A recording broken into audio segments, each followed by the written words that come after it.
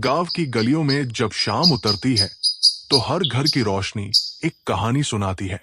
मगर एक घर ऐसा भी है जहां ना रोशनी है ना शोर, बस है दो बहनों की सांसें और एक टूटा हुआ सपना।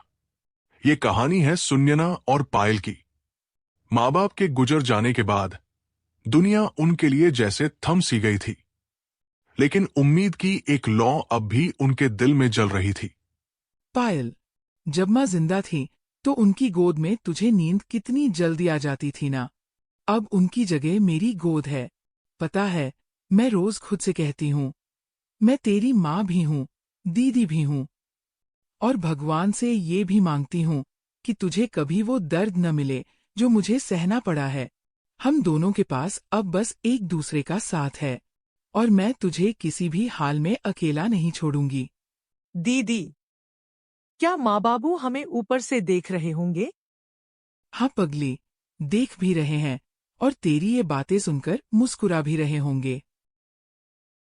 सुबह की पहली किरणों के साथ सुनयना अपनी छोटी बहन के लिए कुछ काम ढूंढने निकलती है। गांव वालों की नजरों में दया है, मगर साथ देने वाला कोई नहीं। और वहीं एक कोने में खड़ा है राजू काका, जो दूर का रिश्तेदार है, लेकिन इरादे नजदीकी नहीं, लालची है। मुखिया जी, मैं तो कहता हूं कि इन बच्चियों का ख्याल रखना अब गांव का कर्तव्य है। लेकिन सच बात यह है कि कौन देखेगा इनकी जमीन जायदाद? मैं हूं ना, मैं संभाल लूंगा। आखिर खून का रिश्ता है। आप पंचायत में कहिए, जमीन मेरे नाम कर दीजिए। मैं उनका पालन पोषण करूंगा, और देखना कितना अच्छा जीवन दूंगा इन्हें। राजू, बच्चों का ख्याल रखना पुण्य का काम है, लेकिन ये जमीन वाली बात कुछ हजम नहीं हो रही। जब सारा गांव मूक दर्शक बना रहा, तब एक ममता भरी नजरों ने उन बहनों को पहचान लिया। दादी तुलसी, उम्र ने उनके शरीर को कमजोर कर दिया था, लेकिन दिल अब भी मां जैसा था। बेटी, ये सब्जियां तू किधर से लाई? खेत से उठाकर लाई होगी, है ना? भूख भी लगी होगी। मगर देख, मेहनत की भूख अच्छी होती है, पर अपनों की रसोई में खाना और अच्छा लगता है। आज से जब तक दादी जिंदा है, तुझे भूखा सोने नहीं दूंगी। आ मेरे साथ, चल अंदर, कुछ खा ले। और कल से मेरी मदद कर, थोड़ा बहुत काम भी कर लेना। दादी, आप हमें ऐसे अपना रही हैं? बेटा, माँ बाप चले गए तो क्या? भगवान ने मेरी ममता तुझ तक भेज दी है। कभी कभी भगवान इंसानों के रूप में मिलते हैं। और दादी तुलसी, सुनयना और पायल की जिंदगी में वही रोशनी बनकर आई थी। ये सिर्फ एक रात की रोटी नहीं थी, ये एक माँ के साए की शुरुआत थी। कुछ रिश्ते खून से नहीं, हालातों से बनते हैं। दादी तुलसी और इन दो बहनों के बीच ऐसा ही रिश्ता बन गया था, बिना किसी शर्त के। आंगन की मिट्टी अब घर जैसी लगने लगी थी, मगर दुनिया इतनी सीधी कहां होती है। दीदी, दादी बहुत अच्छा खाना बनाती है ना? कल उन्होंने गुड़ की रोटी दी थी, बिल्कुल माँ जैसी खुशबू थी उसमें। क्या हम हमेशा यहीं रह सकते हैं? हाँ पायल, जब तक दादी है हम यहीं रहेंगे। पर याद रख, ये घर हमारा तभी तक है जब तक हम मेहनत से इसका मान रखेंगे। कभी किसी के एहसान को बोझ मत बनने देना। दूसरी ओर राजू काका गांव के लोगों को अपने झूठे प्रेम और बनावटी चिंता से बहकाने की कोशिश कर रहा था, मगर अंदर से उसकी नीयत जमीन और जायदाद पर गड़ी थी। देखिए भाई लोगों, मैं तो बस चाहता हूं कि ये बच्चियां ठीक रहें। मेरी बहन के बच्चे हैं आखिर। लेकिन अब क्या करें, इनके पास जमीन है और देखभाल करने वाला कोई नहीं। मैं तो सोचता हूं कि अगर पंचायत से इजाजत मिल जाए तो मैं जमीन अपने नाम करवाकर इनकी पढ़ाई और देखभाल का जिम्मा ले लूं। आखिर गांव में अपनों के लिए ही तो जीते हैं हम लोग। राजू, हम तेरे इरादों को समझते हैं, पर ध्यान रखना, इन बच्चियों का भविष्य है ये जमीन, कोई सौदा नहीं। बेटी, ये हाथ देख। बुढ़ापे ने कांपती उंगलियां दी हैं, पर अब तेरे साथ से इन उंगलियों में फिर से जान आ गई है। तू जैसे जैसे रोटियां बेलती है, लगता है जैसे मेरी बहू रसोई में है। और तेरी छोटी बहन, वो तो बिल्कुल मेरी पोती जैसी है। भगवान ने तुझे भेजकर मेरे सूने आंगन में बाहर ला दी बेटी। दादी, आपने हमें सहारा नहीं दिया, आपने हमें फिर से जीना सिखाया है। आपकी रसोई में रोटियां पकती है और हमारी आत्मा को सुकून मिलता है। अफवाहें फैलती गई और बात पंचायत तक पहुंच गई। अब फैसला होना था, क्या 2 मासूम बहनों की जमीन उनके पास रहेगी या राजू जैसे लालची हाथों में चली जाएगी। राजू, तू कहता है कि बच्चियों का ख्याल रखेगा, पर गांव के कई लोग कहते हैं कि तेरी नीयत में खोट है। दादी तुलसी ने इन बच्चियों को मां का प्यार दिया है और सुनैना ने बिना किसी सहारे अपनी छोटी बहन की जिम्मेदारी उठाई है। पंचायत को फैसला स्पष्ट है, जमीन बच्चियों की रहेगी और देखरेख दादी तुलसी करेंगी। मैं तो बस इनकी भलाई चाहता था, पर अगर आप सबको शक है तो मैं पीछे हट जाता हूं। भलाई करने वाले रिश्ते मांगते नहीं, निभाते हैं राजू। फैसला हो चुका था। न्याय ने उन बहनों का साथ दिया और साथ ही दादी तुलसी का साया और गहरा हो गया। मगर अभी रास्ता लंबा था और कई इम्तिहान बाकी थे। जब तक मेहनत की मिट्टी पैरों में लगी हो, तब तक कोई भी राह नामुमकिन नहीं होती। सुनैना अब गांव की औरतों के साथ छोटे मोटे काम पकड़ने लगी थी, ताकि खुद पर किसी का एहसान न रह जाए। और पायल भी अब हर सुबह दीदी का हाथ थामे उम्मीद की दिशा में चलने लगी थी। पायल, देख इस रास्ते को, इसमें धूल भी है, कांटे भी, लेकिन जब हम रोज इसी पर चलेंगे तो एक दिन यही रास्ता हमें मंजिल तक ले जाएगा। दादी ने हमें सहारा दिया है, लेकिन अब वक्त है कि हम उनके सहारे नहीं, अपने दम पर खड़े हों। तू पढ़ाई कर और मैं खेतों में काम। हम दोनों अपनी अपनी मेहनत से एक नया घर बनाएंगे, जहां फिर कभी किसी की दया नहीं, सिर्फ इज्जत होगी। दीदी, क्या हमारा सपना कभी सच होगा? हाँ पायल, क्योंकि हम वो सपने देख रहे हैं जिनके लिए हम रोज कुछ खो रहे हैं और रोज कुछ पा भी रहे हैं। इज्जत कमाने के लिए इरादों को झुकाना पड़ता है। सुनैना अब घरों में कपड़े धोती, सब्जियां बेचती और हर रोज खुद को एक नई परीक्षा में डालती। मगर चेहरे पर कोई शिकवा नहीं था, क्योंकि वो जानती थी ये संघर्ष सिर्फ उसके लिए नहीं, उसकी बहन की मुस्कान के लिए था।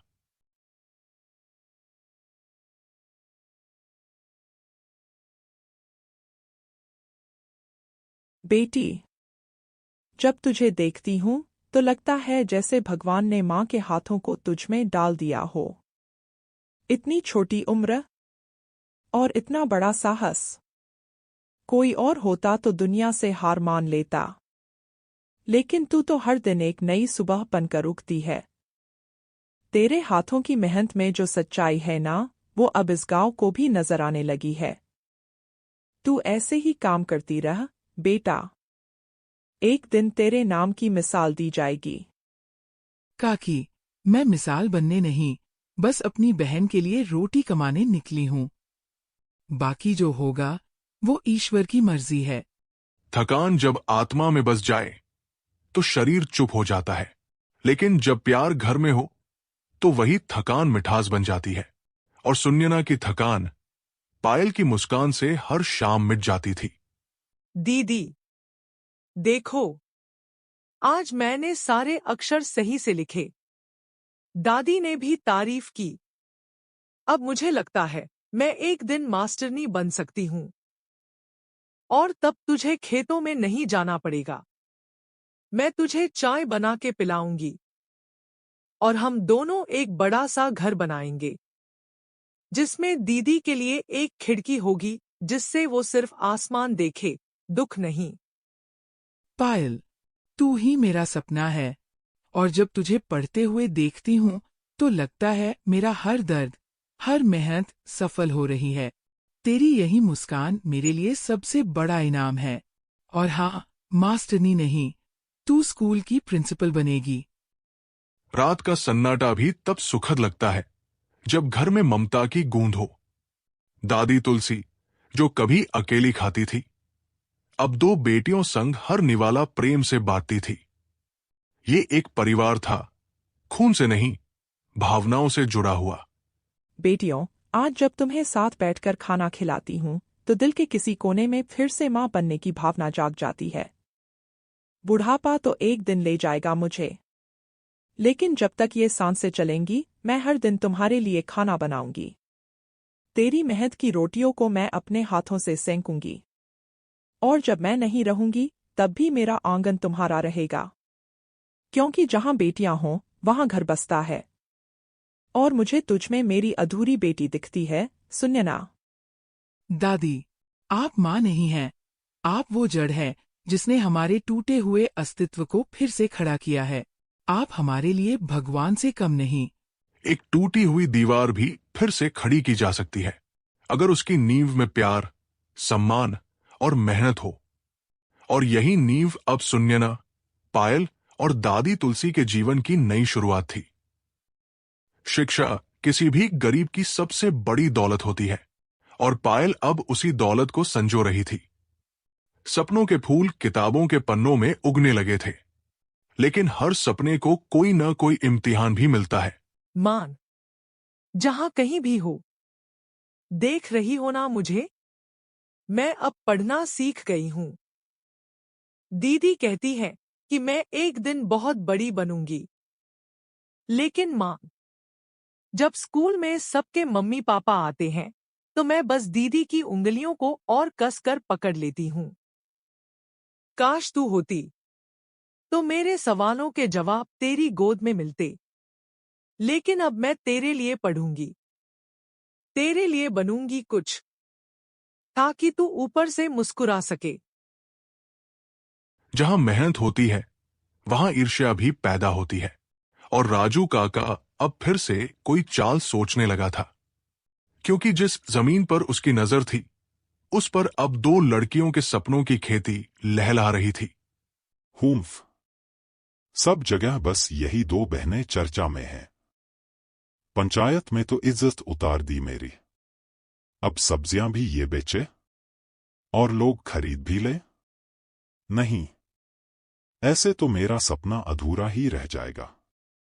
अब कुछ बड़ा करना होगा, कुछ ऐसा जिससे इनकी दुनिया हिल जाए और मुझे मेरी जमीन मिल जाए। अब चाल सिर्फ दिमाग से नहीं, गांव की नजरों से खेलनी होगी। वक्त एक दिन सब कुछ छीन लेता है, और इस बार वक्त ने दादी तुलसी की सेहत को चुरा लिया। अब वो पहले जैसे मजबूत नहीं रही, लेकिन उनकी आंखों में एक ही चिंता थी, इन दोनों बच्चियों का भविष्य।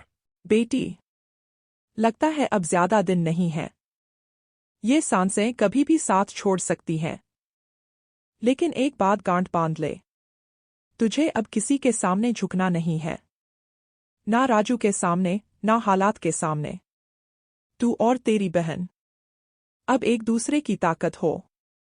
मेरी चिंता मत करना, मेरा जीवन अब पूर्ण हो गया है। तुम दोनों ने मेरे सूने आंगन को मंदिर बना दिया। अब बस तू अपना घर बसाना, और ये जो छाव तू ढूंढ रही थी ना, अब तू ही किसी और के लिए छाव बन जाना। दादी, आप कहीं नहीं जाएंगी। जब तक मैं सांस लूंगी आप मेरी ताकत रहेंगी। आपने हमें टूटने से बचाया है, अब बारी हमारी है आपको संभालने की। कभी कभी अंधेरे में ही रोशनी का मतलब समझ आता है, और अब इन बहनों के भीतर का अंधेरा उम्मीद की लौ से टकराने लगा था। दोनों जान चुकी थी, साथ रहने का मतलब सिर्फ जीना नहीं, एक दूसरे की सांस बन जाना होता है। दीदी, दादी ठीक हो जाएंगी ना? वो कहती हैं सब कुछ तू संभाल लेती है। लेकिन मुझे डर लगता है, अगर वो चली गई तो फिर कौन हमें सुबह गुड़ वाली रोटी देगा? कौन मुझे हर बार परीक्षा से पहले आशीर्वाद देगा? दीदी, हम फिर से अकेले हो जाएंगे। नहीं पायल, अब हम अकेले नहीं हैं। हम दोनों एक दूसरे की दुनिया है और दादी का आशीर्वाद हमारी सांसों में बस चुका है। अब चाहे जो हो जाए, हम नहीं टूटेंगे। हम अपने लिए नहीं, दादी के विश्वास के लिए जिएंगे। अगले ही दिन की सुबह कई पुराने पन्नों को पलटने वाली थी। तकदीर, रिश्ते और सपनों का सबसे बड़ा इम्तिहान आने वाला था।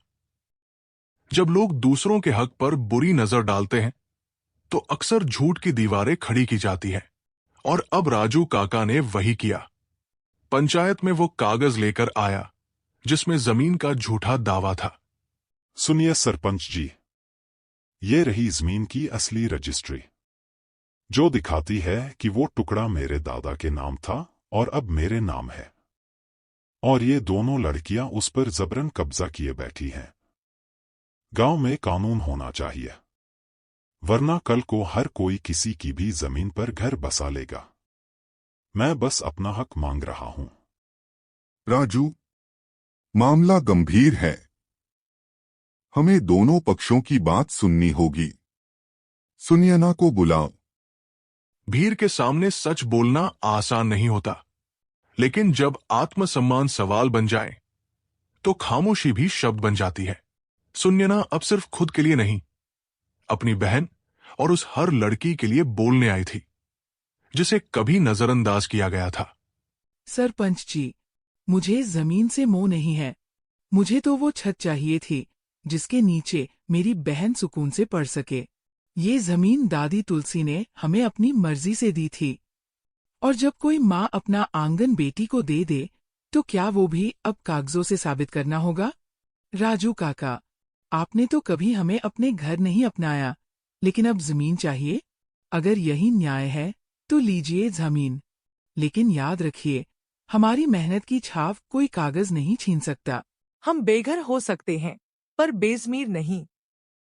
जब सच्चाई को आवाज नहीं मिलती, तब भगवान खुद बोलता है, और इस बार वो दादी तुलसी के जरिए बोले, जो अपने अंतिम समय में भी अन्याय के खिलाफ खड़ी हो गई। सब सुन लो, ये जमीन मेरी है, थी और रहेगी मेरी, और मैंने अपने मन से इसे सुन्यना और पायल को दी है, क्योंकि उन्होंने मुझे उस समय अपनाया जब मेरे अपने बेटे ने मुझे अकेला छोड़ दिया था। राजू, तुझ में हिम्मत है तो इन लड़कियों की मेहनत के बराबर पसीना बहा, फिर मांगना जमीन, वरना ये झूठे कागज फाड़ के फेंक दूंगी। पंचायत के नाम पर अन्याय मत करो, वरना ईश्वर भी तुम्हें माफ नहीं करेगा। सच बोल रही है तुलसी दादी। ये बहनें अब गांव की बेटियां हैं। कुछ लड़ाइयां जीतने के लिए हथियार नहीं, सिर्फ सच्चाई चाहिए। और उस दिन सत्य की लौ हर झूठ पर भारी पड़ी। अब वो आंगन सिर्फ उनका घर नहीं था, वो एक मिसाल बन चुका था। छाव की तलाश पूरी हो चुकी थी।